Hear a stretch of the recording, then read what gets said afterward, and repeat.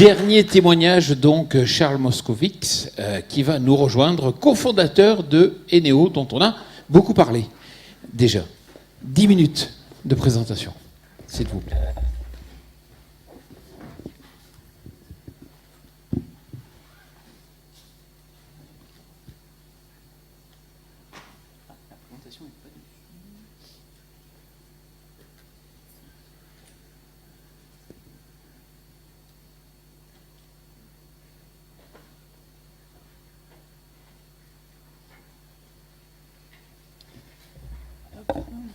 Alors, moi, je vais vous parler très rapidement de l'activité d'Eneo, mais alors c'est pas l'objectif d'aujourd'hui. C'est de vous parler d'un nouveau projet sur lequel on réfléchit depuis quelques mois. Alors, tout d'abord, l'activité... donc, l'activité d'Eneo, en gros, on développe des solutions mobiles pour les nuls. On va dire ça comme ça. Donc, ça peut aller de l'étude des besoins. Donc, on vous accompagne sur à quel besoin doit répondre l'application mobile. Conception, design, donc on en parlait, le côté ergonomie et la facilité d'utilisation est très importante, donc on peut vous accompagner sur cette étape-là. Et puis on peut aller jusqu'au développement de la solution. Alors globalement, les premières solutions qu'on a déjà développées se basent sur de la collecte de données terrain. Donc c'était vraiment le premier type de mission qu'on s'était fixé au départ. Et donc c'est sur cette thématique-là qu'on a développé le produit MyEneo, qui est plus ou moins maintenant un produit vitrine des technologies qu'on utilise et du savoir-faire qu'on a chez Eneo. Alors globalement, on travaille dans pas mal de thématiques différentes. On peut citer l'eau, l'urbanisme, notamment par exemple, on a travaillé avec Smooth qui a remporté il y a quelques temps, il y a une semaine bientôt, l'appel d'offres de Paris pour les Vélib. Ensuite dans l'électricité, dans l'agriculture, notamment avec le CEHM. Et puis, ce qui va nous intéresser aujourd'hui, c'est la biodiversité. Donc, on travaille aussi normalement donc là, sur des suivis de biodiversité. Donc là, par exemple, c'était suivi de Cistude avec l'Office national de la chasse et des forêts. Donc là, on a identifié justement que, par exemple, sur l'utilisation de solutions mobiles, alors pas forcément que la nôtre, mais il y avait un gain en moyenne de 30% par rapport à de la saisie papier.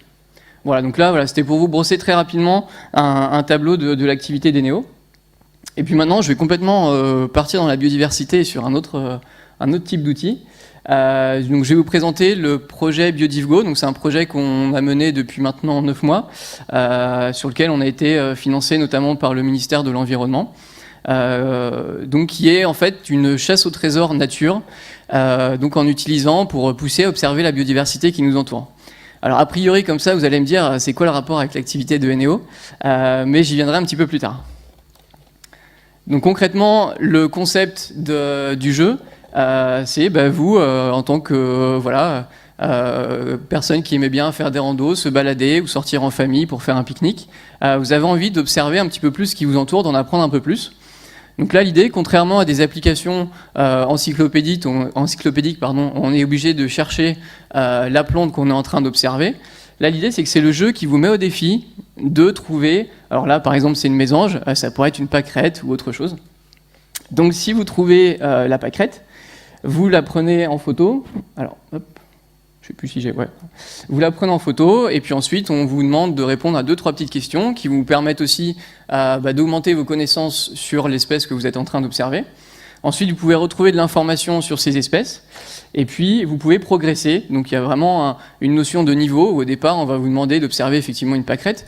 Et puis, petit à petit, on va vous proposer des espèces un peu plus compliquées, que vous ne connaissez pas forcément, ou qui demandent un petit peu plus de patience. On a besoin de se cacher un peu, etc. Donc voilà, l'idée, c'est bien d'accompagner sous forme de presque de chasse au trésor, de géocache, s'il y en a qui connaissent un peu le terme de géocaching. Mais en utilisant la biodiversité qui nous entoure. Alors maintenant, je vais revenir un petit peu sur le secteur de la biodiversité, les acteurs et les enjeux qu'on peut y trouver. Globalement, il y a 2 grands types d'acteurs. Il y a des gestionnaires des associations. Pour eux, l'objectif, ça va être de piloter le territoire en tenant compte des enjeux de biodiversité. Et puis d'autre part, on a des bureaux d'études, des scientifiques, donc plus techniques, qui eux cherchent à développer la connaissance qu'on a sur la biodiversité et à faire valoir cette expertise, cette connaissance, auprès des gestionnaires et des associations. Et puis, il y a un dernier acteur qu'on oublie de temps en temps, qui est le grand public, On entend beaucoup parler justement de la sensibilisation de plus en plus importante. Alors après, on peut appeler ça du greenwashing. Hein. Parfois, voilà, le terme est un peu. Mais globalement, voilà, l'objectif, c'est de sensibiliser aussi la population aux enjeux de biodiversité à son échelle. Et puis, nous, on s'est dit, en même temps, le grand public, il peut aussi servir à d'autres choses, comme par exemple recueillir de la donnée pour des bureaux d'études ou des scientifiques. Parce que ce qu'il faut savoir, c'est que sur la thématique de la biodiversité, c'est un peu différent de l'agriculture, où là, on a de plus en plus de capteurs qui sont utilisés sur des machines, on peut embarquer du capteur. Sur de la biodiversité, c'est un peu moins évident alors il y a quelques balises Argos ou des choses comme ça qu'on peut mettre sur des animaux, mais on travaille beaucoup plus sur quelque chose d'hétérogène qu'on maîtrise beaucoup moins, et donc l'aspect mise en place de capteurs est pas évident. D'où l'idée d'utiliser le grand public en tant que capteur, finalement. Mais là, la grande question, c'est comment on motive ce grand public à participer, justement, à des actions de remontée d'informations. Alors, il peut y avoir plusieurs motivations. Ça peut être simplement, on cherche à valoriser une information pour soi.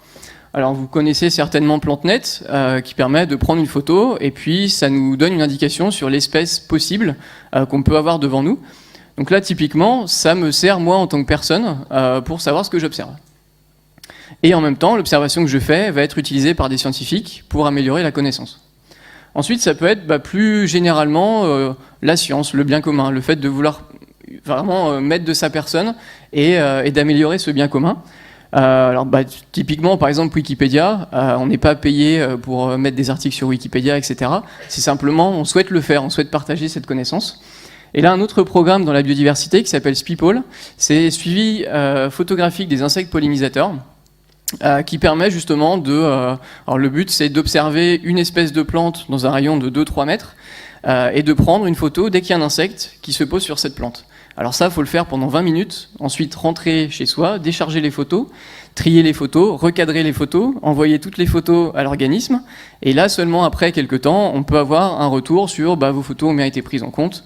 Voilà. Mais en tout cas, c'est très efficace dans le cadre de la science. Et puis, nous, BiodivGo, et d'autres, bien sûr, on se place plutôt sur l'aspect de gamification. Donc, alors en français, c'est plutôt ludification, c'est-à-dire pousser le joueur à utiliser l'application par le jeu. Donc là, c'est détourner des mécanismes de jeu pour une autre action, une autre utilité que le jeu. Alors, une des questions qu'on s'est posées, parce que là, je vous fais part un peu des réflexions qu'on a menées et de celles qu'on mène encore. Une des questions qu'on s'est posées, c'est finalement, si on essaie d'avoir quelque chose de très simple, donc là, par exemple, de toucher le plus de grand public possible, contrairement à en haut, c'est plutôt un aspect scientifique où là, il va y avoir un petit peu plus de complexité dans l'outil. Si on essaie de toucher quelqu'un de très simple, enfin une grande majorité de personnes, finalement, ça va un petit peu à l'inverse de la qualification de la donnée. Alors, je m'explique. Là, on va par exemple s'adresser à beaucoup de personnes, sauf qu'ils vont être capables de reconnaître parmi une flopée de poissons, simplement 2 poissons. À l'inverse, si on s'adresse à des personnes un peu plus pros, des scientifiques par exemple, donc on va s'adresser à beaucoup moins de personnes, mais là, on va avoir une information qui va être beaucoup plus qualifiée, puisque eux ont beaucoup plus de connaissances pour trier l'information, la qualifier. Alors en fait, tout l'enjeu va être de se placer entre ces deux échelles et de répondre à l'objectif qu'on s'est fixé au départ. C'est-à-dire que si on cherche à faire quelque chose de très simple qui va s'adresser à un maximum de personnes, mais qu'en même temps on cherche à avoir de la donnée très très qualifiée, en fait ça va coincer, on va pas réussir à le faire. Donc ce qu'il faut, c'est soit réduire un petit peu ces objectifs, se dire finalement la donnée, tant pis, elle va être un petit peu moins qualifiée, mais au moins j'en aurai plus, ou inversement. Donc là, par exemple, les projets que j'ai cités précédemment, alors par exemple, l'application Eneo, là, elle se destine vraiment principalement à des pros. Il y a des fonctionnalités un petit peu plus complexes que simplement un jeu, mais ça va permettre aux professionnels de collecter une information qui va être qualifiée selon sa propre connaissance et qui va lui être utile directement. Ensuite, Speeple, on voit que finalement le protocole que j'ai dit tout à l'heure est un petit peu complexe. Là, on va toucher un petit peu moins de personnes. Il va y avoir quelques dizaines de milliers de personnes en France qui vont l'utiliser. PlanteNet, il y en a déjà beaucoup plus, mais l'information qu'on va recueillir va être de qualité un petit peu moindre. Donc c'est là que derrière, l'INRIA, par exemple, développe beaucoup d'algorithmes pour essayer de traiter l'image. Et puis ensuite, pour nous, BiodiveGo, on a décidé de se placer vraiment en essayant de toucher le plus large public possible. Notre entrée de départ, l'objectif, c'est vraiment de sensibiliser le plus grand nombre à la biodiversité. Et ensuite, dans un second temps, on verra simplement si la donnée qu'on a récoltée via les observations des joueurs peut être valorisée ou pas par les scientifiques, et si c'est valorisé, dans quel objectif. Si la donnée n'est pas de suffisamment bonne qualité, soit on attend qu'il y ait des progrès qui se fassent au niveau de l'analyse de données, soit ce qu'on peut faire, c'est essayer d'augmenter un petit peu le niveau du jeu, c'est-à-dire de dire, on va, plutôt que de faire de l'observation opportuniste, de tiens, si tu trouves une pâquerette, essaye de trouver une pâquerette, on va dire, essaye de trouver une pâquerette en moins de 10 minutes. Et là, déjà, ça nous donne une information supplémentaire. Alors, c'est-à-dire que là, on va augmenter un petit peu dans l'échelle, mais on va perdre un peu des joueurs, mais la donnée qu'on va prendre va être mieux qualifiée, et on va pouvoir potentiellement mieux la valoriser derrière. Donc voilà un petit peu les questions sur lesquelles on est. Alors après, il y en a encore beaucoup d'autres. Comment maintenir l'attention du joueur? Parce que là, on va se placer sur un jeu. Il ne faut pas que ça soit trop dur pour ne pas le frustrer, parce qu'on va le perdre. Il ne faut pas non plus que ça soit trop simple, parce qu'il va s'ennuyer, il va passer à autre chose. Donc il y a vraiment un juste milieu à trouver. Et ensuite aussi, comment prendre en compte la diversité des joueurs, des profils de joueurs. Donc voilà, j'en ai cité quelques-uns. Il peut y en avoir encore d'autres.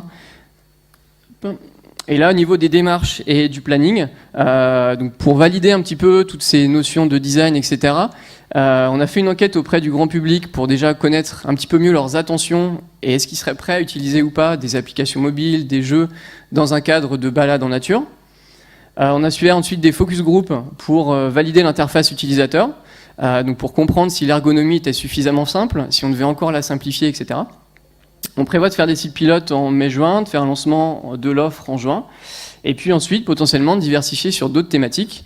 Là, on a très axé biodiversité, parce qu'on va dire que c'est un petit peu en vogue, c'est assez sexy de parler de biodiversité. L'idée derrière, c'est qu'on utilise aussi ces concepts de jeux de gamification, éventuellement sur d'autres thématiques, où on peut aussi créer une communauté. Donc ça peut être par exemple sur les déchets, ça peut être éventuellement dans le milieu agricole, etc. Donc voilà, après là je lance le débat, on va dire, c'est un peu des réflexions qu'on mène, donc tout le débat est ouvert sur est-ce que vous pensez que sur l'aspect aussi crowdsourcing, mise en place de communautés plutôt grand public, il pourrait y avoir des enjeux sur le milieu agricole. Voilà, là c'était vraiment une ouverture, après je jette une bouteille à la mer. Voilà. Merci beaucoup. Merci. Merci bien.